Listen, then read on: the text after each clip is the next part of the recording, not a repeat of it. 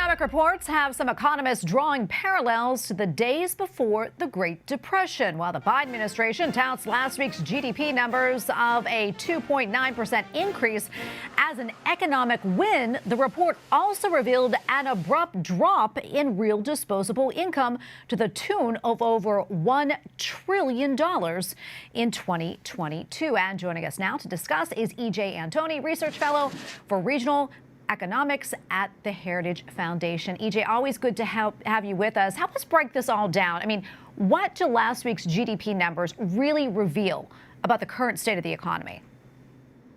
I think what it shows is the economy is running on fumes. We're seeing the consumer barely able to hang on in terms of spending and relying on a depletion of savings and going into credit card debt. We are seeing businesses increase their inventories, not because they're stocking up for future sales, but because they cannot liquidate current inventory at current prices. In other words, again, that cash-strapped consumer can't afford to buy what they used to. And as you pointed out, those real disposable incomes have dropped precipitously over the last year. Now, some of that is certainly due to the fact that those pandemic-era payments have ended. Those were the checks that people got from the government. But over 90% of that drop, in other words, over $900 billion of those losses is from inflation.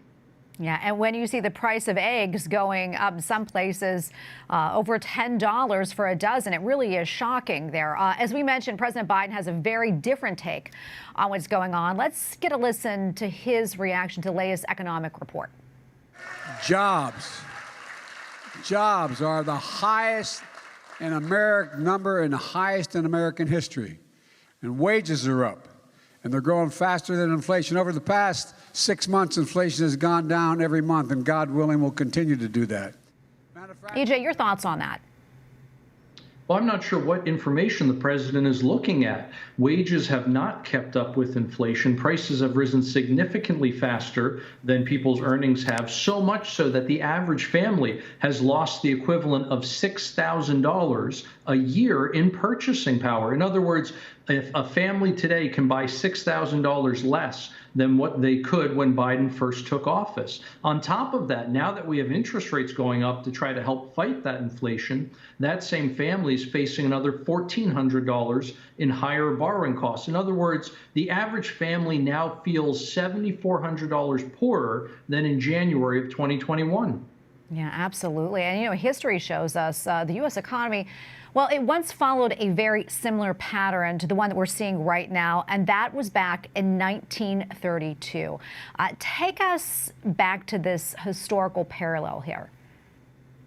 Certainly. It goes back to the point you mentioned earlier on real disposable incomes. That's real meaning what your disposable income can actually buy. In other words, it's been adjusted for inflation, for price changes. And what we saw in 1932, as employment absolutely collapsed, was there was a collapse in earnings, and therefore people could not buy as much. Today, however, we are not seeing that collapse in employment. Instead, the escalation of prices, in other words, inflation, has eaten away at your paycheck. And so even though you may still be employed, you can buy less today than you could a year ago.